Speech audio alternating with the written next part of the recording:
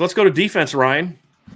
This is one of the most misleading statistical matchups I've ever done doing this. I know where you're going. I know where you're going here. Yeah. Well, let me see it. Let me hear you say it because I want to. BYU's running game is not very good. I'm talking. No. What I'm saying is the BYU offense against the Notre Dame defense is an advantage BYU in most categories. Big picture, it's very misleading. And I want to kind of kick it off first. Why? Number one, we've talked about who BYU has played. They haven't played very good defenses.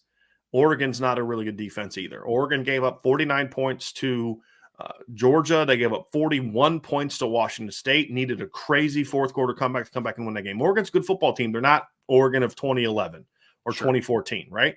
Or 2010, I should say. 2010 and 2014. Notre Dame, on the other hand, defensively, doesn't have impressive numbers. I'm going to go through all of these real quick. 68th in rushing yards allowed, 53rd in passing yards allowed, 62nd in points per game. A little misleading because of the pick six. 53rd in points per game or yards per game, 58th in yards per play. They've played much better than that. And here's the interesting part. BYU has played South Florida. It's not really good on offense. They've played Wyoming, not really good on offense. And I'm going to kind of give you some context here. We already talked about how those teams are in passing offense. But you look at South Florida, they rank 101st in scoring offense. You look at Wyoming, they rank 105th in scoring offense. Utah State ranks 120th in scoring offense. And Baylor right now ranks 28th in scoring offense. And let's be honest about that. Baylor ranks that high because they hung 69 points up on Albany and 42 on Texas State. They scored 20 in a loss to BYU, 31 in a win over Iowa State, and 25 in a win over Oklahoma State. They're not a great offensive football team. And so they haven't played a lot of good offenses. And then Notre Dame, on the other hand, is the complete opposite.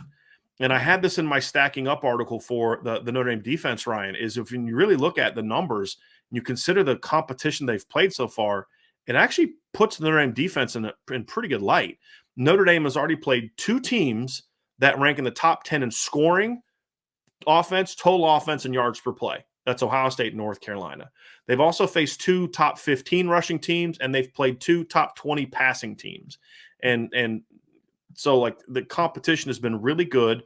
Notre Dame held Ohio State to I'm trying to find this number here real quick that I had. And did I put it in this article or did I have it in a different one? It's down here in the scoring offense. So Ohio State has averaged 55.8 points per game this year against teams not named Notre Dame. Notre Dame held them to 21. North Carolina has scored 48.8 points per game this year against teams not named Notre Dame. Notre Dame held them to 32, and as we all know, it was 38-14 at one point in time. And they scored some garbage touchdowns late. So the quality of the competition is such that Notre Dame has held all four of the teams they've played below their rushing average. And except for Marshall, well below their season rushing average. They've held them all below their offensive average and points average. And so, yet they still don't rank really high because they've played some pretty potent offenses this season. But BYU is also a very potent offense, in my opinion. They can be. Now, BYU, on the other hand, I think is a dangerous offense. And the other thing that makes this misleading, Ryan, is they're only averaging 23 points per game against the two Power 5 teams they've played this year. That's it. Yep. But here's my caveat. Do you know how many snaps Puka Nacua played in those two games? 0, because he was hurt. Yep. He didn't play against Utah State last week. He is by far their best receiver. He's a legit football player. He'd be starting at Washington right now if he didn't leave. He was playing at Washington. He didn't leave Washington, I don't believe, because of playing time. He left Washington because that place was a mess. Like, put it like this. If Kalen DeBoer was the head coach at Washington when Puka signed, he's still at Washington. Probably. And he's one of the best receivers in the Pac-12, in my opinion. He's really good, and they haven't had him. I mean, you're talking about a kid, Ryan, last year that averaged over 20 yards a catch. This year so far, Puka's got 4 catches for 48 yards, and Gunnar Romney has missed the first 4 games. He didn't play until Utah State. That's their two best receivers. They didn't play against Baylor, and they didn't play against Oregon. That matters, right? It's hard to score on good football teams, especially good defensive teams like Baylor, if you're not having your best receivers. Last year, who was the number 1 and 2 receivers for BYU last year? Who was 1 and who was 2? Puka was 1, Gunnar was 2. Puka had 43 catches for 805 yards, 18.7 a catch. Gunnar Romney was the number 2 pass catcher in yards with 34 catches and 594 yards. And he did that in only 10 games. And he was 17.5 a catch. So you didn't have those guys against Baylor and BYU. Or Baylor and I keep saying BYU. Baylor and Oregon. They will have them both against Notre Dame. So there's a lot of different context that almost makes it kind of hard to, or even like, I don't even want to go through these stats a whole lot because there's so much context that makes it look like you really can't gauge how good either team is. BYU's numbers are better when Puka plays. Simple as that, right? Notre Dame's numbers are better than they show because they've played some really good offenses. They've held well below their season averages, which makes this a really interesting matchup, Ryan, that I think context needs to be had on both sides. BYU fans need to understand, don't look at the Notre Dame numbers and think that's who they are because they've played offenses better than yours. And Notre Dame fans need to look at BYU and say, I watched them against Oregon. They don't have really any playmakers. Well, yeah, because their 2 best playmakers were standing on the sidelines injured. Right. And so that fact that matters to me. And so that's 100%. What makes this really interesting. I mean, Brian, that's why we're film guys, right? Like film and context kind of all fit together, right? Like we know, I mean, it took me about 10 snaps, not even 10 snaps, maybe 5 snaps watching Puka Nacua to say like, oh, he's a good player, man. Like that's a good football player. Like he's a really good football player. I mean, it's one of those situations where you have to understand. It's like right now, what would Notre Dame's offense look like?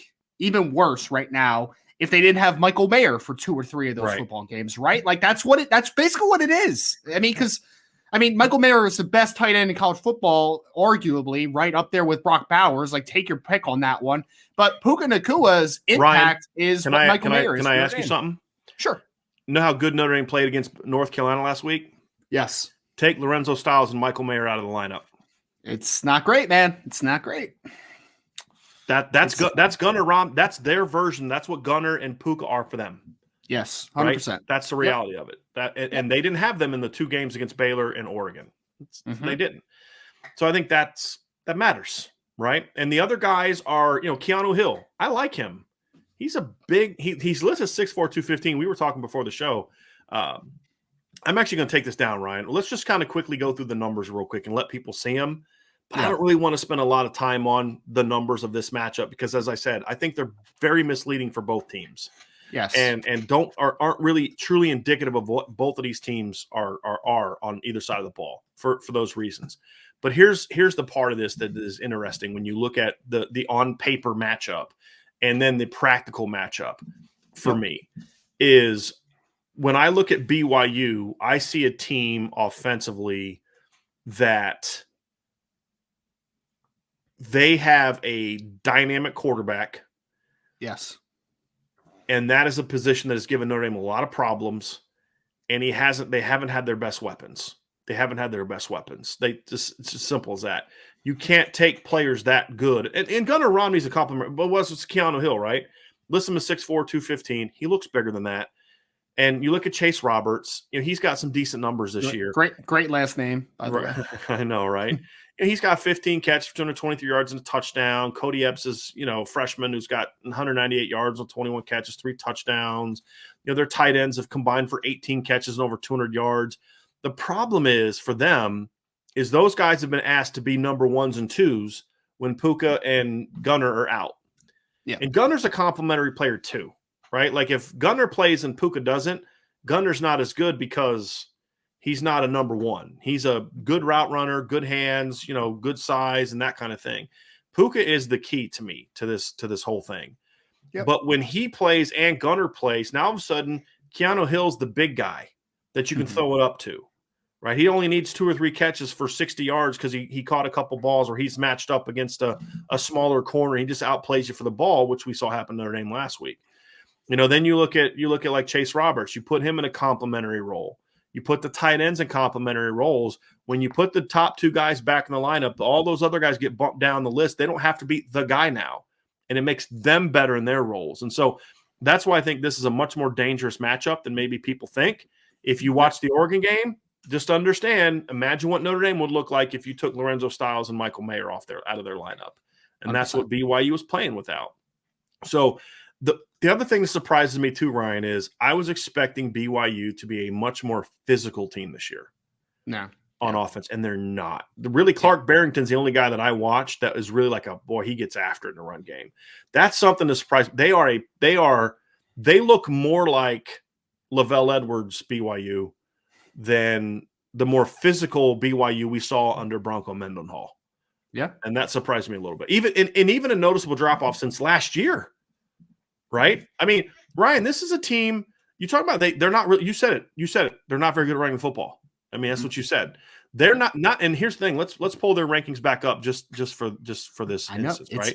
It's misleading, man. Look at it. Yep. But you look at their rushing yards, 152.6 a game. But they rushed for 314 yards against South Florida and 188 against Wyoming.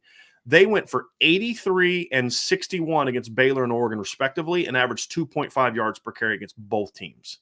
Now, again, when you don't have your big play receiver, it makes it easier to defend the run game, but not that much easier. Right? Like Notre Dame still would have run the football against North Carolina without Michael Mayer and Lorenzo Styles, maybe not as effectively because there wasn't the pass game threat, but they're not average. They're not going for 70 yards and 2.5 a carry, even without those guys, right? But then you look at last year, Ryan, and they were a different team. 231 against Utah, 221 against Utah State, 238 against Washington State, 385 against Virginia. Their bad game against a Power 5 team last year was 167 yards and 3.98 yards per carry against USC in a road win over USC. Even since last year, they've taken a step back from a physicality standpoint. They're more focused on movement, like offensive line, like athleticism type of movement, and pass blocking. I was really surprised at how, finesse they are up front. That was a really interesting part, which does not bode well for them because that's what North Carolina is.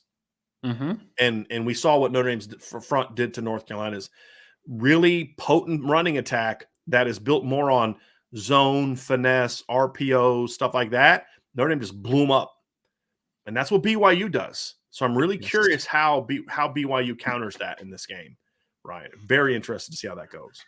Yeah, we were texting about it a little last night, Brian. Obviously, Tyler Algier was a big loss for them, right? Like, he was a fantastic running back over the last couple of years, especially last season for them. But and he's playing really well for the Falcons. I don't know if you saw, but he had 10 carries for 85 yards, I think, or something like that. So he averaged like 8.5 yards a carry, and only his second game back. 1,600 yards and 23 touchdowns last year. He was dynamic, and I think that's where I want to start.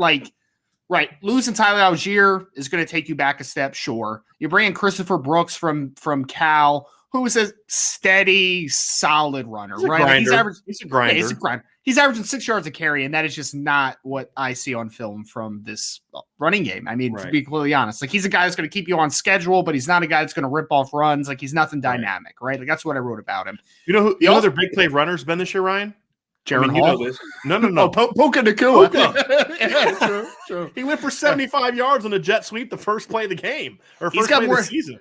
I know he's played very limited, obviously, with the injury, but he has more rushing yards than he does receiving yards right now. He's got 2 carries for 80-something yards right now. 4 for 90, because he had 3 for 76 against South Florida, 2 touchdowns, and he went 1 for 14 against Wyoming. Yeah. Yep. It's interesting, though. But to the offensive line point, which I think is a great thing to kind of harp on and talk about, right? Left tackle Blake Freeland, great foot quickness, incredible athletes, length. He's got a verified 35-inch arms, man. He is and he's 6'8", right? He's 6'8". Former tight end quarterback coming out of high school. So he is that blindside protector at left tackle. But what he struggles with is power. He doesn't he does not counteract power very well. Really nice athletic upside, though, no doubt. I like him a ton as far as NFL draft circles. I think that's a kid that you develop. He's a starting left tackle in the next level, but power is not his friend right now. And I wrote in the piece that I think that Notre Dame has some very advantageous battles on the defensive line versus offensive line, right? Because you have Isaiah Foskey and Riley Mills versus a player like Blake Freeland. I'm going to take that matchup for Notre Dame just because they're so much more physically they're more physical football players. I think that they have an opportunity to, with natural leverage and just core strength, to win that game. Clark Barrington, I think, is also Notre Dame kind of plays into his favor because he is a mauling player at left guard. strong. One of the best guards, if not the best guard they're going to face all year. Him and Andrew Voorhees, to me, are the two best guards they're ever going to play all year. Yeah, and I don't disagree with that. But that sets up what you're about to say, though, Ryan. Yeah, I mean, he's a physical downhill football player, right? Like, he wants to create movement at the point of attack. What does Notre Dame have interior-wise? They have a bunch of guys that are really quick and athletic dudes. So I think that can provide some tough matchups for a guy like a Clark Barrington. Now, Notre Dame can't just go straight into his chest and be like, I'm going to win this matchup, because that's not how you're going to beat Clark Barrington. Right. Connor Pay, Harris LaChance, okay football players, but like they're the same things, man. Like, they're plotters a little bit, right? Like, I don't think that they want to see a ton of speed inside. Harris LaChance is like 6'8", 300 plus pounds. Connor Pay is, I think, a true sophomore, if I remember correctly. Like, they're just not great inside. And then the right tackle, Kingsley, who transferred from Oregon, was once a top-level recruit, 5-star, I think, by 247 Sports when he was coming out. He is, for me, I think he's going to be a really, really good football player when he puts it all together. But right now, he's a first-year starter, and he's a little green right now, right? Like, he's a little green behind the ears. So you look at a player like him, I think that this could be a big Justin Adamalola matchup, man. Like, I think that he's the guy that could give him a lot of issues, because he handles power better than Blake, but he's one of those guys where just the young person stuff, right? Like, stops speed on contact at times, unsure of what he's doing at times, missed assignments, that type of thing. So all that to say is, I talked about preconceived notions when we start the show, Brian. I think the preconceived notion is that BYU has this dominant offensive line, but I think when you look at it, I don't agree with it. There's a lot of talent on that offensive line. They're a really good pass blocking unit, but the run blocking, I think, is very inconsistent, and I think Notre Dame has a lot of matchups that they can potentially win in this football game, defensive line versus offensive line. I think it kind of matches up well for Notre Dame. I'm going to say something else too, Ryan. I think a big part of the success Notre Dame has had running the ball in the last two games is they've gotten into different personnel matchups with teams. We talked about this last week. When North Carolina went with their speed look, their 11-10 personnel, Notre Dame put Riley Mills and Jason Adamiola inside. When North Carolina went 12 personnel and put a second tight end in the game or an H-back in the game, Notre Dame put Riley outside, and they went with their bigger personnel. I think we'll see them do that against BYU as well. But here's the other thing. The last two games, we've seen a lot more of a trio of guys that have played snaps together. Jacob Lacey, Chris Smith, and Gabriel Rubio. Now, Jacob Lacey's back to playing like he was before all the shoulder injuries popped in. He's been really good this year in a rotation role. We know about Howard Cross, and we know about Jason Adamiola, athletic, quick guys, great hands. Jason, didn't play great the first two games. He played really well the last two games. Howard Cross has been good all year. But having the beef with Jacob Lacey, who plays bigger than 285, Chris Smith, who's over 300 pounds, and Gabriel Rubio, who's 300 pounds, those three guys combined for 24 snaps against North Carolina. And that's not necessarily a game where you're going to see them play a ton. Jacob Lacey, or the three of them combined for 38 snaps against Cal, who is an offense more geared towards a game for them, right? Yeah. But the point is, the big concern we had was, could Notre Dame match up with teams like BYU, who were bigger and physical up the middle, if with only their athleticism? What those three guys have given Notre Dame is the ability to beat you with speed and then put big boys on the field that can handle your physicality. That has made Notre Dame's run defense so much better the last two games, having them as well as the athletic guys, combined with the ability to match up personnel-wise with what teams are putting on the field. I think that is a big reason why. I mean, they've cleaned up some assignment stuff, right, Ryan? But I think that right there is a big reason why, because the Notre Dame linebackers haven't made a ton of plays against the run. The shutting down the run the last two games has been literally 90% about the defensive line dominating. It has. And so and I think the ability to mix up personnel, Riley can play outside, inside, depending on what you're doing. Having Chris Smith, he's been a much more impactful player than I thought he was going to be. Now that they're starting to work Gabriel Rubio into the rotation, he brings you a 300-pounder that can eat up space and knock head. I mean, the kid's got an old style. Did you see his face mask? He's got that old style, like single bar thing. I mean, he is like, okay, that, man. I'm ready to fight you. I mean, that's what Gabriel says just by his look, and then he plays that way. And then the very next series, Notre Dame could put Jason and Howard Cross on the field together and outquick you. Yep. That makes them very hard to plan for and very hard to defend. And it's a bad matchup for BYU. Now, they got to play to that matchup. But I think it's a matchup that favors Notre Dame. To your point, right? I think you explained that brilliantly. I think Riley Mills is a big player in this football game too, because I mentioned if he's working against a Blake Freeland in pass protection or just at the point of attack, I think he has an advantage from a power perspective. But then to your point, Brian, you move him inside and he has a quickness and speed advantage against anyone on the interior too for BYU. So I truly think that we saw, I guess you can call last week his breakout game with the 2 sacks. 2 weeks ago, if you want to, against North Carolina. But I think this is the game where we get a true inside look into how impactful a Riley Mills can be as an inside and out player. Like, I think that he's really going to have a monster game against BYU. Yep. Agree.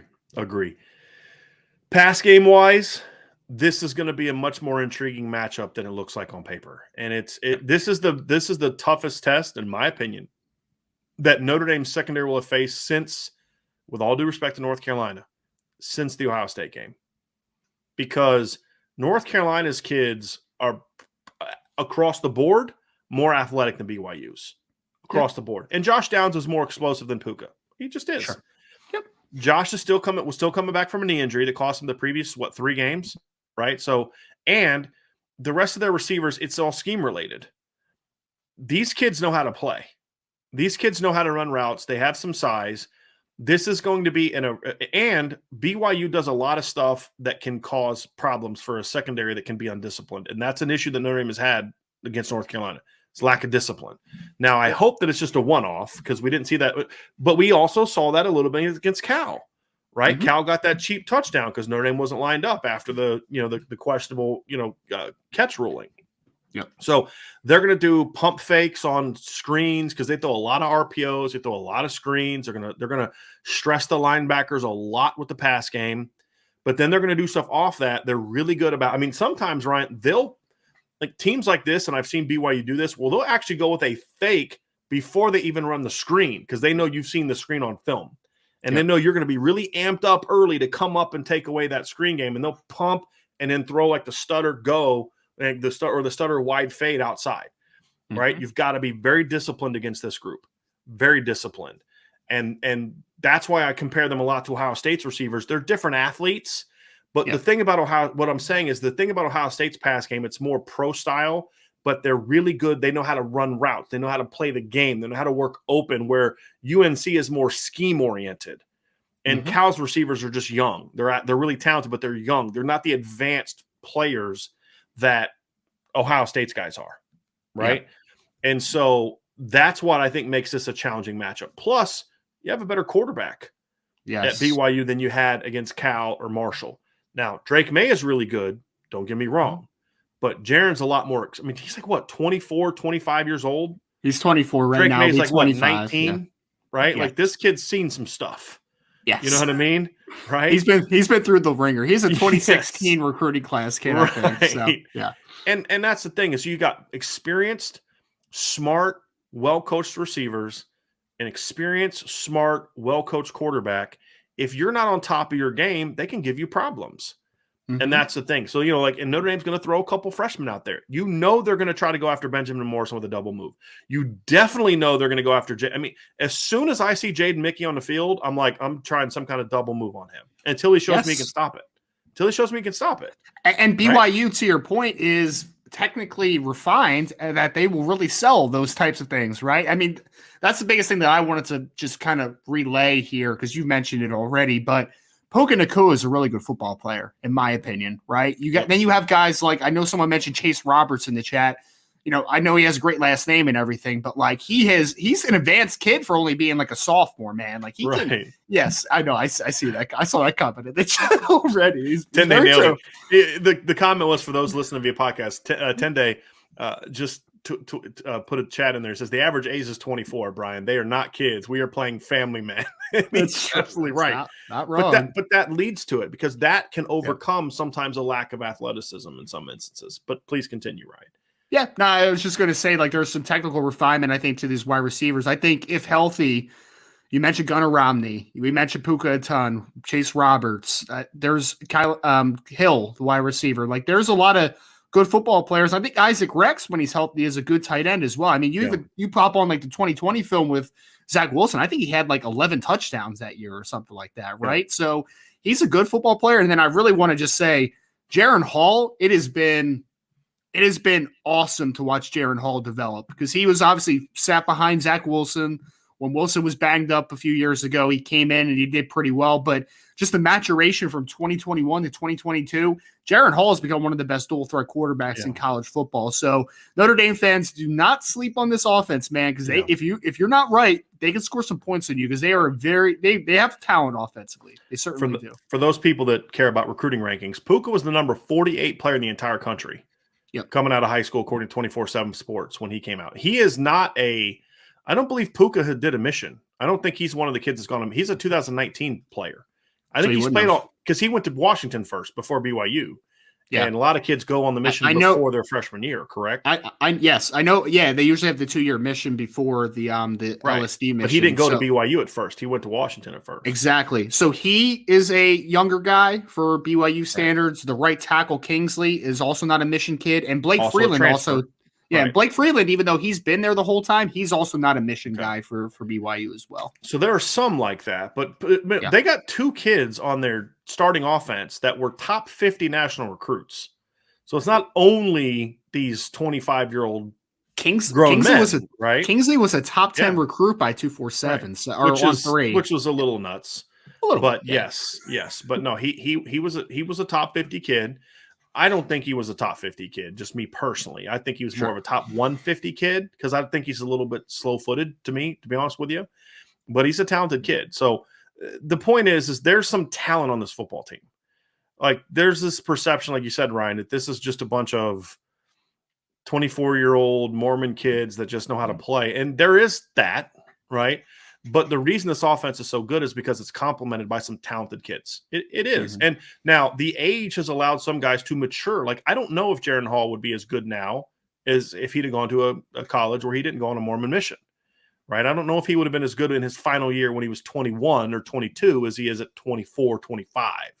Sure. But that matters. But that's the reality of what Notre Dame is facing on Saturday. So there are weapons there. Having said that, Notre Dame, this is not a team with a lot of speed. Outside of Puka, I think Miles Davis has some speed. He can run for a big kid. He's a 6'1", 210-pound back as well. He can run.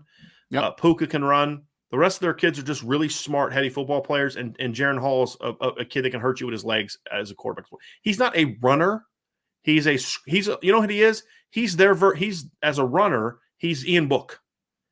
He's not going to do a ton of designed runs. He'll pull it and keep it a little bit more than it, but he is going to make his yards on 3rd and 7, and you lose contain, and he steps up and rips you for 15. That's how he's going to hurt you, right? Mm-hmm. And so that's something that's given Notre Dame problems. They got to be prepared for that. But this is a smart, heady football team that I'm still surprised that they're not more physical. That is the one thing that really surprised me, because if you go watch Coach Sataki's early teams, they weren't real athletic, and they really weren't that good, but they were physical. Yep. And they've opened things up a lot offensively in recent years. And I like what their offensive coordinator's doing. I think he does some nice things there for them. But they're going to have to be able to establish the run against Notre Dame. They cannot just – if Notre Dame can shut down their run game and make this a pass game, this game won't be close. I really believe that, because I don't think they're good enough on the perimeter. Like, here's where North Carolina could do things to them that BYU can't.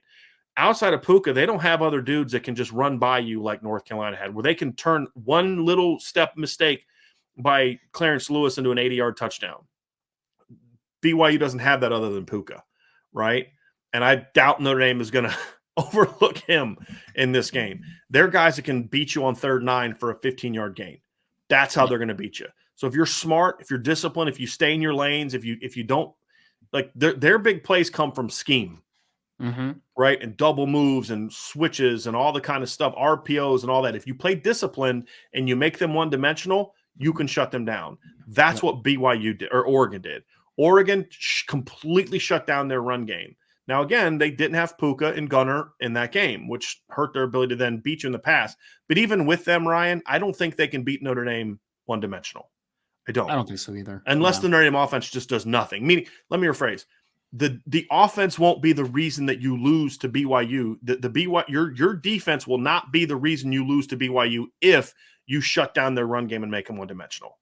It'll have to be because Notre Dame's offense stinks and turns the ball over and stuff like that. Then you lose. But it won't be because of the defense. I don't think they're good enough to beat you one-dimensional.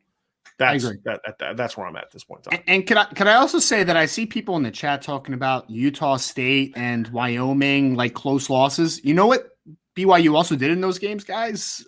They won the football games, right? By double digits. Yes. Notre Dame lost to Marshall, so stop with the BYU only beat Utah State by 12 stuff. Notre Dame lost to Marshall. Okay? They lost to Marshall. And this is what I was saying to you though. There's this percent. Plus, are we not going to give any credence at all to the fact that they know Utah State's not good and they were already looking past them to Notre Dame, and that's why they got caught early, but also why they rolled them in the second half?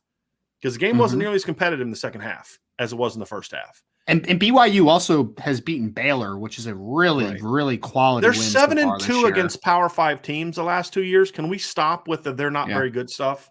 Yeah. All right. I mean, if you're gonna evaluate them off, completely ignore the fact that they beat Baylor and blew out South Florida and all that other kind of stuff, then I don't know what conversation we're having here at this point in time. So, and Wyoming also is a team that beat Air Force, who's a quality football team this year. Air Force is a good team this year. Yeah. So, I mean, this is, beat Tulsa this year, who's a good football team. Tulsa's having a nice year this year. They're having a nice bounce back year. They're 2-3, but you look at their losses. Cincinnati, they lost by 8 to Ole Miss, and they lost by 3 to Wyoming. Right? So, this is a better football team than some of you think. Right now, this is also not a football team that if Notre Dame goes out there and plays their A game can still beat them. There are teams like that, right? Clemson can do that. Notre Dame plays their A game and Clemson plays their A+ game. Notre Dame loses. Notre Dame plays their A game and Ohio State plays their A+ game, or USC, then they're going to lose. If Notre Dame plays their A game and BYU plays their A+ game, Notre Dame still wins. I mean, that's the reality of it, right? But that doesn't mean that this isn't a good football team, and that's the frustration with some of the reaction. You know what I mean? So anyway. I'm just going to go ahead and mute that right now. So that's just getting on my nerves. So we'll read the super chat, but you just got to chill out, man. So Ryan, we've done the matchup. I think this is really interesting. I think Notre Dame has the advantage over the BYU defense if they play like they did against Carolina. Yep. The Notre Dame defense against the BYU offense is a little bit of a different story, because I think a lot of it depends on how the Notre Dame offense plays. If Notre Dame offense comes out and plays well early, and we'll get into this a little bit more tomorrow when we do our keys to victory, but if you can jump on BYU early, I don't think they're as good of a come-from-behind team as North Carolina was. I don't. I don't think so either. Yeah. It's again, Brian, like if we make this team one-dimensional, if Notre Dame is able to make them one-dimensional, I think that they have a very good chance to win the football game, because it's like I watched the run game offensively for BYU, and although it tells me that they are a pretty good running football team, just didn't have that worry in me, man. Like I just didn't look at them and say that team is going to stress you and then make their passing game on lock and they're going to play off of each other really well. I think if Notre Dame's able to take the run game out early, again, Jaron Hall is going to make some plays. Puka Nacua, if healthy, is going to make some plays, sure. But to your point, I think a one-dimensional BYU team is I think you feel good about that matchup in that regard. And that's what made them so good last year, is because you couldn't just go out there and play their pass game. You couldn't, because if you did, the running back was going to rip. I mean, he would rip you up sometimes anyway. You know what I mean? Like, which is why he's now starting in the National Football League as a rookie. Right? Didn't he have like 100 yards? Didn't I see in a stat box he had like 100 yards? It was, I don't know what he finished with, but at one point it was 10 carries for like 85 yards or something like that. Okay. He's pretty good, man. Pretty good player. He's and how old is he? Was he an older guy? I don't think so. I think Algier, I don't think he was a Michigan guy. Yeah. He's only 22 right now. I'm looking at his numbers now. So yeah, he's a like you said, a normal guy. A normal guy. He finished with 10 carries for 84 yards this past week.